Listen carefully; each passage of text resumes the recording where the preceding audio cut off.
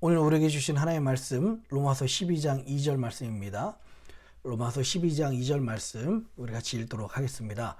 너희는 이 세대를 본받지 말고 오직 마음을 새롭게 함으로 변화를 받아 하나님의 선하시고 기뻐하시고 온전한 뜻이 무엇인지 분별하도록 하라. 아멘. 기도하겠습니다. 살아계신 아버지 하나님, 한 주 동안 우리를 은혜 가운데 지켜주셨다가 주의 백성들과 함께 이 아침을 맞게 하시니 감사합니다. 하나님, 이 부흥이라는 말씀을 주제로 우리 같이 이 미국 교회사를 나누고 있습니다. 이 말씀을 통하여서 우리의 신앙과 우리의 모습을 점검하는 시간 되게 하여 주시옵소서.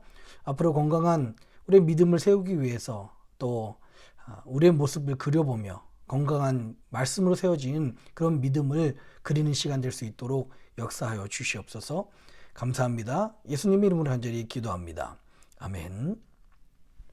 할렐루야. 하나님의 크신 은혜와 평강이 오늘 하나님께 나오신 모든 분들과 함께 하시기를 주님의 이름으로 축복합니다. 우리 오늘은 이제 지난 시간에 이어서 계속 20세기, 21세기까지 이야기를 나눌 텐데요. 오늘은 미국 내에 있는 기독교 근본주의, 또 특히 기독교 우파들이죠. 이 근본주의에 대한 이야기들을 나누려고 합니다. 먼저 말씀을 시작하기 앞서서 오늘 이야기하면서 특정 어떤 정치적인 이야기가 나올 수도 있는데 절대 이거는 정치에 대한 이야기가 아니라 하나의 말씀에 대한 이야기이고 교회에 대한 이야기라고 다시 한번 말씀을 드리면서 시작을 하겠습니다. 우리 지난 시간에 말씀드린 것처럼요. 첫 번째로는 우리 1800년도 후반에 미국의 상황이요. 유럽에서 밀려오는 그 자유주의 신학 때문에 보수적인 미국 기독교 신자들이 큰 위협을 받았습니다. 그 중에서 찰스 다윈이 주장하는 진화론은 참 미국 내 정통적인 이 기독교의 큰 도전이 되었다고 말씀을 드렸습니다.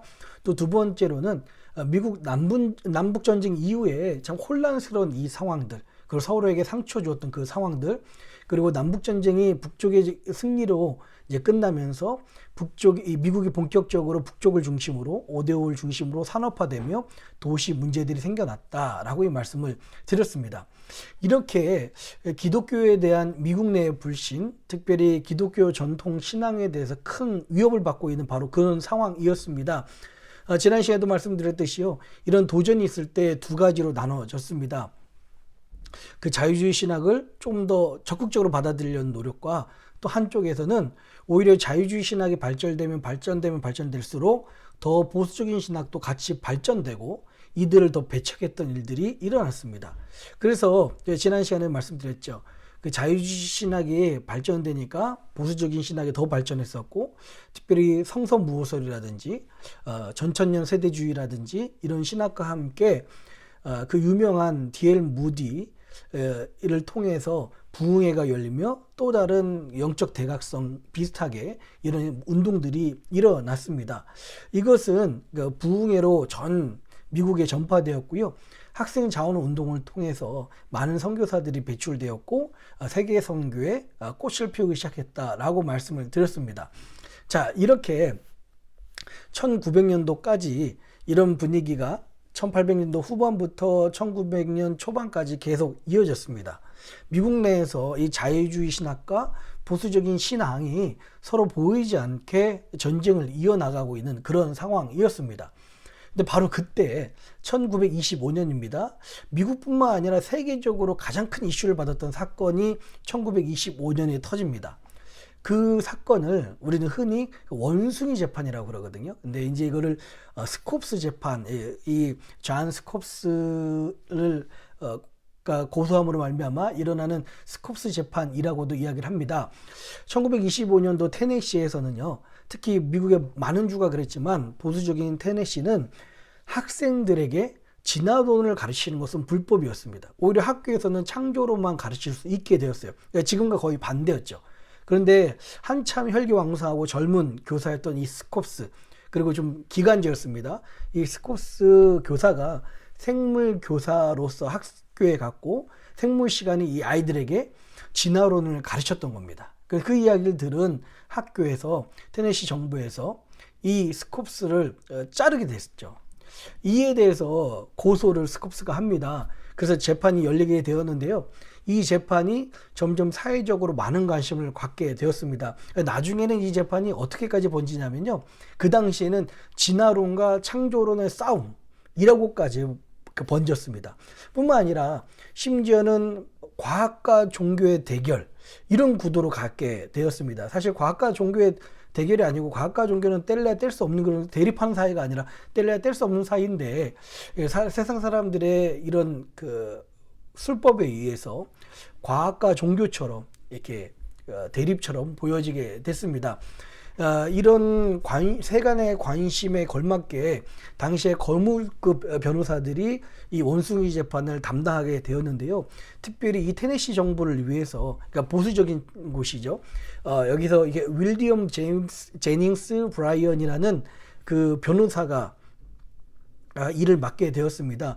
이 윌리엄 제닝스 브라이언이라는 사람은 미국 대통령의 후보로 3번이나 출마할 정도로 굉장히 유명한 사람이었다고 합니다. 뿐만 아니라 국무장관까지 지낼 정도로 많은 사람들에게 알려진 유명한 사람이었습니다. 얼만큼 이 재판이 그렇게 사람들에게 관심을 가졌는지 알 수가 있었습니다. 물론 스쿱스를 대변하는 이 변호사도 굉장히 유명한 사람이었습니다. 전 세계에 수많은 기자들이 이 테네시 데이톤이라는 작은 그 도시로 몰려들었어요. 그래서 200명이나 더 되는 기자들이 같이 이 재판을 중계하고 이어나갔습니다. 심지어 독일, 일본에서조차도 기자들이 와서 이것을 취재했다고 그러고요. 당시에는 미국의 첫 번째로 라디오 생중계를 1925년 이 스콥스 재판을 했다는 그런 이야기를 들은 적이 있습니다. 결과는요, 테네시주의 승리로 끝났습니다. 그래서 스콥스가 벌금 100불을 물게 되었습니다. 나중에 이야기지만 스콥스는 다시 복직하게 되죠.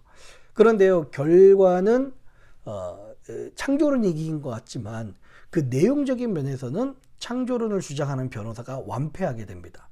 왜냐하면 상대방 변호사가 성경을 문자적으로 믿냐고 여러 가지로 공격을 하고 있는 거예요. 그래서 문자적으로 약간 모순되는 부분들을 브라이언한테 계속 공격을 하니까 브라이언이 결국 이렇게 이야기합니다. 앞뒤가 맞지 않는 내용들을 대답하면서 자기는 성경을 문자적으로 믿지만 또 어떤 부분은 믿지 않는다, 이런 식으로 앞뒤가 맞지 않는 대답을 하게 되죠. 마치 그 재판을 통해서 전국에 생중계된 그런 상황 속에서 재판은 졌지만 그 내용 과정을 통해서 보수적인 기독교인들은 성경도 제대로 읽지도 않고 성경도 모르면서 자기 주장만 하는 고집불통의 사람들이다 라고 방송에 그렇게 보여줬던 거예요. 그래서 결과는 스콥스가 졌지만 내용적인 면에서는 오히려 창조론이 완패하게 되는, 그렇게 보이는 것처럼 이 원숭이 재판이 끝이 나게 됩니다. 여담으로 이 변을 맡은 브라이언도요, 7일 후에 자다가 죽게 됩니다. 사람들의 분위기가 오히려, 아니 그 하나님을 공격했으면 상대편 변호사가 자다가 죽어야 되는데 이 창조론을 지지했던 이 변호사가, 이 유명한 사람이 자다가 죽게 되니까 사람들이 오히려 더 웅성웅성하면서 창조론보다는 진화론에 무게가 실리기 시작하는 거예요. 그래서 이 일이 참 중요한 이유가, 이 일을 통해서 과학과 종교의 대립을 통해서 과학이 이긴 것처럼 보여지게 되고요. 이후에 보수적인 기독교인들은 오히려 지성적이지 못하고 자기 고집만 센 과학과 반대되는 사람처럼 보여지기 시작했던 것입니다. 이렇게 체면을 구긴 보수적인 대부분의 기독교인들은요, 그 뒤로 어떤 일들이 일어나냐면 세상 정치와 세상 문화와 점점 멀어지게 됩니다. 원래 세대주의의 특징 중에 하나가 세상 문화에 대해서 되게 적대시하고 타락한 문화였다고 정지하고 이렇게 멀어졌다고 말씀드렸잖아요. 그래서 이 보수적인 미국 사람들은 이렇게 이야기합니다. 원래 죄 많은 세상에서 우리가 할 수 있는 것은 아무것도 없어. 예수님이 오셔야 고쳐지지, 우리가 할 수 있는 것은 오직 우리의 믿음을 순결하게 지키는 거야 라고 하면서 더 이제 안으로 들어가서 치장도 하지 않고요, 자기들끼리 일찍 결혼하고 심지어 학교도 안 갑니다. 자기네들끼리 교육하고 또 자기네들끼리 성경 대학을 만들어서 그 성경 대학에 아무리 똑똑한 사람들도 그쪽으로 진학하게 하는 더 폐쇄적이고 폐쇄적인 삶을 살았습니다. 그런데 여기서 개중에는 이런 보수적인 사람들 자녀 중에서 정말 뛰어난 천재들이 나타납니다. 이들은요, 그 마을에서 공부하는 거로 성에 안 차는 거예요. 그래서 작은 성경대학을 가기보다 내 지식적 욕구를 채워줄 수 있는 아이빌리그에 가고 싶다 해서 아이빌리그에 가서 더 넓은 세상을 처음으로 나오게 됐습니다.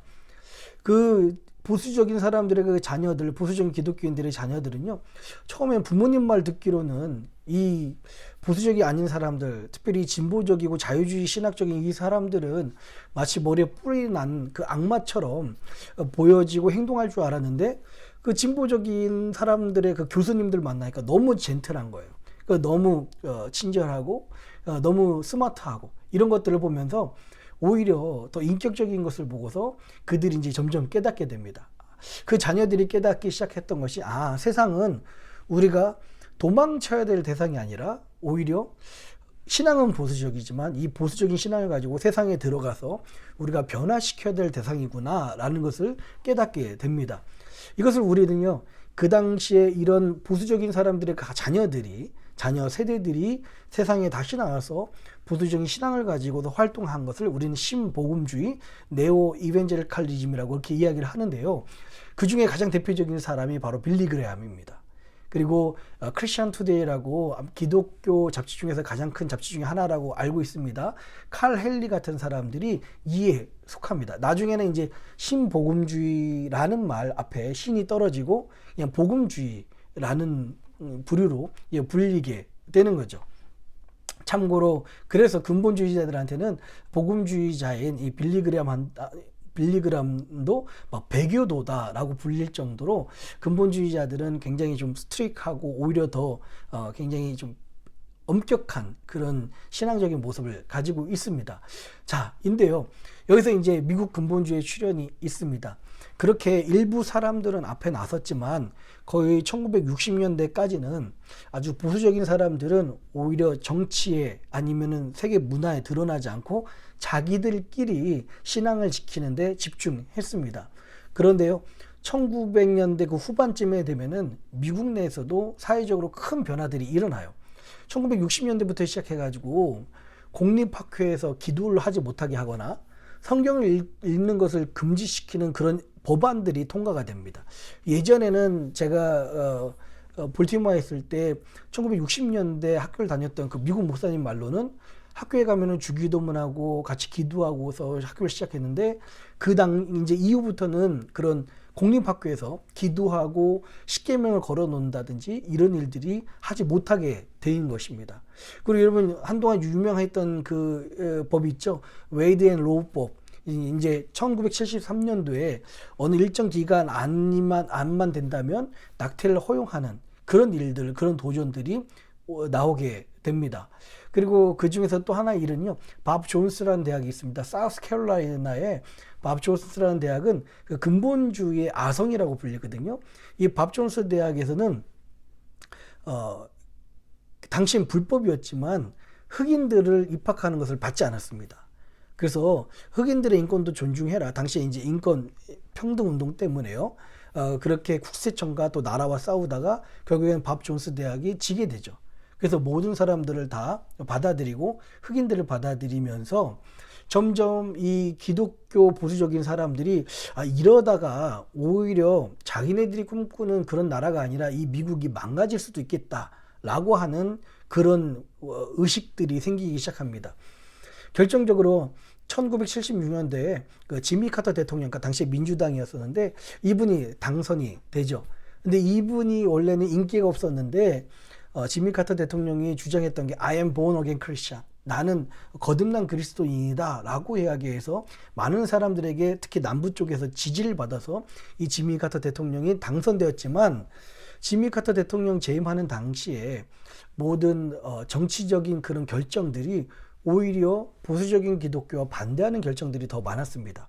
그래서 이러다가는 우리나라를 미국을 통째로 자유주의한테 뺏길 수 있다. 진보적인 사람들한테 뺏길 수 있다라고 하는 그런 위기감들이 점점 밀려오게 되고요. 이 사람들이 모여서 기독교 그 로비 단체를 만듭니다. 여기에서 선두에 섰던 사람이 바로 제리 포웰이라는 그 목사님이신데요. 리버티 대학을 만드셨던 분이시죠.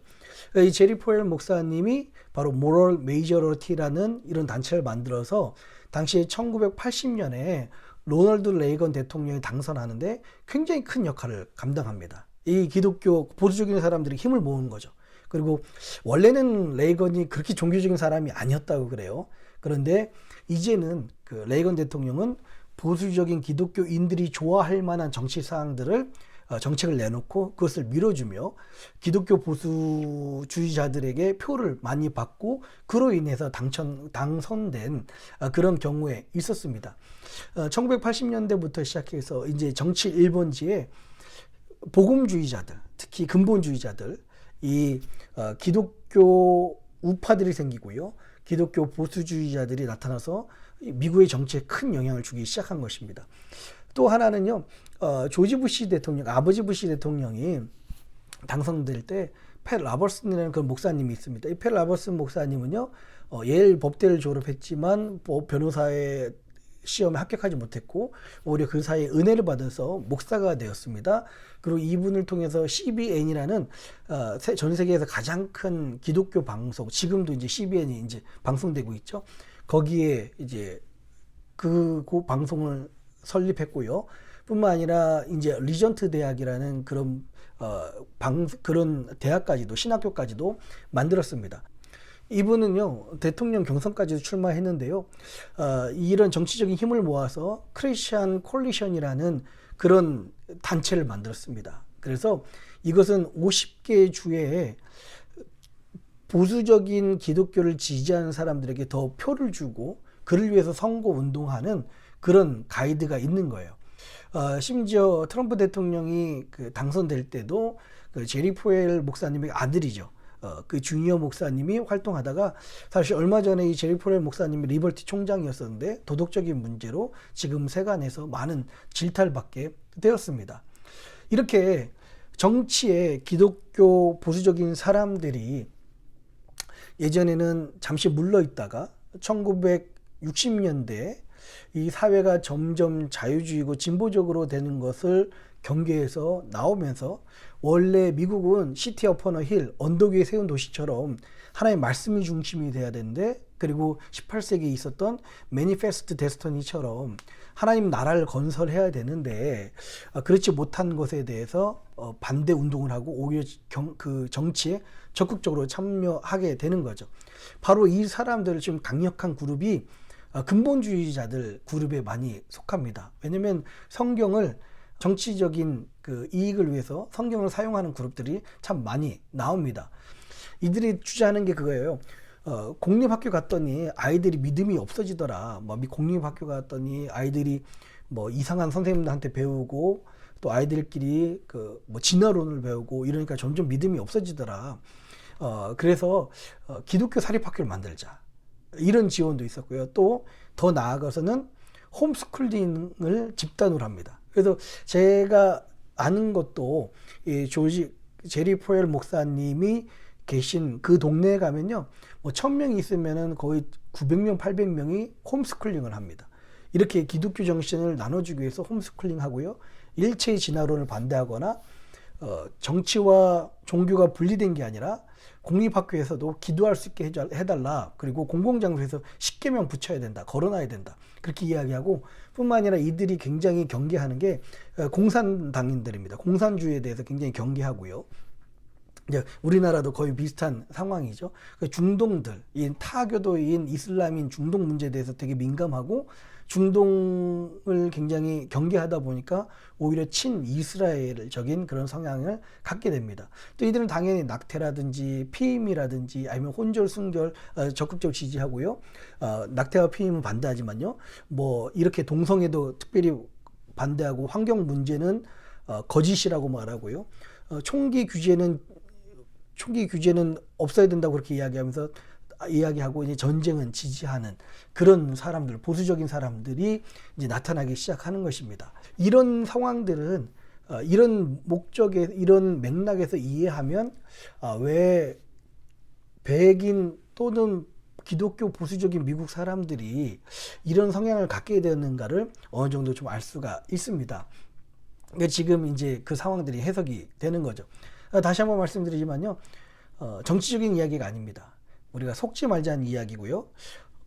공화당이 됐던 민주당이 됐던 뭐 어떤 당이 됐던 간에 정치의 선택은 여러분이 기도하시면서 하는 거지만 이런 색안경을 끼고서 보는 일은 없어야 되겠다라고 말씀을 드린 겁니다. 그러면서 여러분 한국 이야기를 한번 생각해 보십시오. 한국도 똑같은 일이 벌어집니다. 한국은 미국에 대해서 수많은 영향을 받았다고 말씀드렸잖아요. 그리고 미국 목사님에 대해서도 크게 많이 영향을 받았습니다. 그러니까 미국을 이렇게까지 좋아하는 나라는 사실 대한민국밖에 없는 것 같아요. 저는 그렇게 생각합니다. 그리고 우리 수원에서 제일 큰 침례교회, 전 세계적으로 가장 침례교회 중에 하나였던 김장한 목사님이 아까 말씀드렸듯이 그 근본주의 아성인 밥 존스 대학을 졸업을 했죠. 그 기독교 방송을 한국에서도 만든 것은 이 펠 로버슨 목사님 이런 모습들, 미국에 있었던 근본주의적인 그 모습들, 이런 모습들 전부 다 배워와서 한국에서 똑같이 적용을 하려고 했던 것입니다. 조영기 목사님이라든가 펠 로버슨 목사님은 서로 굉장히 가까운 친구 관계입니다. 한 세대라든가 아까 말씀드렸던 리전트 신학교는 서로 자매 결연이 맺어져 있습니다. 이렇게 우리나라 정통적인 대형 교회들은 미국의 그 목사님들과 연결해서 그분들이 하는 모습들을 많이 배워오고 또 그 모습을 많이 여기서 벤치마킹해서 한국에서 따라한 것도 사실입니다. 그러니까 우리나라 김대중 대통령, 노무현 대통령 그 시대를 겪으면서 우리나라도 한국 기독당을 만든다든지 기독교 우파, 뉴라이트 운동들이 일어나기 했고요. 특히 교회들이 보수적인 대형 교회들이 특정 정당을 지지하고 설교 시간에 정당을 지지한다든지 그런 일들이 있었던 것도 사실입니다. 참 안타까운 것은요, 요즘 이것을 따라하는 집단이 바로 신천지입니다. 신천지도 얼마 전에 그 특정 정치 세력에 빌붙어서 그들을 이용하려고 오히려 지지해줬다 이런 소문이 나기도 했습니다. 그래서 한국 기독교의 그 특징은요, 친미, 미국을 굉장히 우상시하고 미국에 대해서 굉장히 친근하고요. 뿐만 아니라 반공이죠. 그리고 친자본주의적인 미국의 이런 기독교의 모습을 그대로 받아온 것도 사실입니다.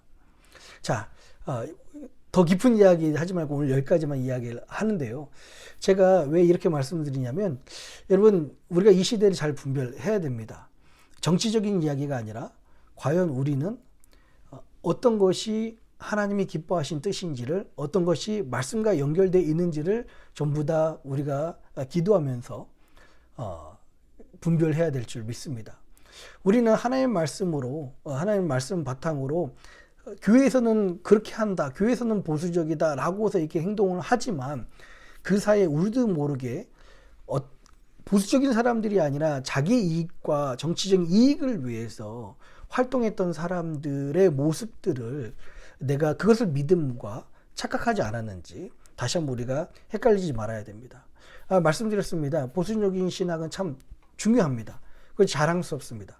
그러나 여러분 복음주의자와 근본주의자는 차이가 있습니다. 저는 근본주의자와 보수주의자는 같은 보수적인 신앙을 갖고 있지만 태도의 문제라고 생각을 합니다. 나중에 한 3주 뒤에 제가 이 신학의 흐름에 대해서 마지막 결론적으로 말씀을 드릴 텐데요. 저는 여러분들이 근본주의적인 그런 신앙이 아니라 무조건 자기의 정치적인 자기 이익을 위해서 신앙을 이용하거나 폐쇄적인 그런 신앙생활이 아니라 이 복음주의적인 그런 신앙의 태도를 가졌으면 좋겠습니다. 복음주의자의 그 시초가 좌한 웨슬리입니다. 우리 감리교는요, 복음주의적인 그런 태도, 우리 신앙이 보수적으로 하나님의 말씀이라면 목숨을 걸고 지켜야 되지만, 그러나 다른 사람들에게도 열려있는 그런 태도, 또한 우리가 주장하는 게 정치적인 이슈가 아니라 하나님의 말씀이어야 되고, 우리가 가장 중요시 여겨야 되는 것이 정치적인 이슈가 아니라 생명 구원이라는 것. 하나님의 말씀을 위해서 이 교회가 존재해야 되고, 교회 안에서는 어떤 정치적인 활동보다 하나님의 말씀과 생명 구원이 우선시 돼야 되고, 그것이 가장 중요시 돼야 된다는 것. 이렇게 복음주의적인 노선이 어떤 것이 건강한 신앙생활인지를 우리가 한번 생각해보고 또한 기도하면서 우리의 신앙이 세워져 나갔으면 좋겠습니다. 기도하겠습니다. 살아계신 아버지 하나님, 현대 그 교회들을 보면서 참 이해가 되지 않고 어쩔 때는 교회 모습이 너무 정치적인 색깔들을 바라보게 됩니다. 하나님, 우리가 어떻게 이런 상황까지 오게 되었는지 역사를 통해서 보게 하시고 말씀을 통해서 깨닫게 하시니 감사합니다. 우리는 이제 더 이상 자신의 이익과 정치적인 이유를 위해서 움직이는 하나님의 말씀을 바꾸는 그런 무리와 함께하지 않게 하시고, 우리의 신앙은 지키지만 또 우리의 가장 중요한 것을 생명구원으로 여기며 다른 사람들에게도 열려있는 마음으로 그들에게 복음을 전하는 우리들이 될 수 있도록 인도하여 주시옵소서. 깨닫게 하실 주님을 기대하며 이 모든 말씀을 사랑하신 예수님의 이름으로 간절히 기도합니다. 아멘. 하늘에 계신 우리 아버지여, 이름이 거룩히 여김을 받으시오며 나라의 임하옵시며 뜻이 하늘에서 이룬 것 같이 땅에서도 이루어지이다. 오늘날 우리에게 일용할 양식을 주옵시고 우리가 우리에게 죄진 자를 사하여 준 것 같이 우리 죄를 사하여 주옵시고 우리를 시험에 들게 하지 마옵시고 다만 악에서 구하옵소서. 대개 나라와 권세와 영광이 아버지께 영원히 있사옵나이다. 아멘.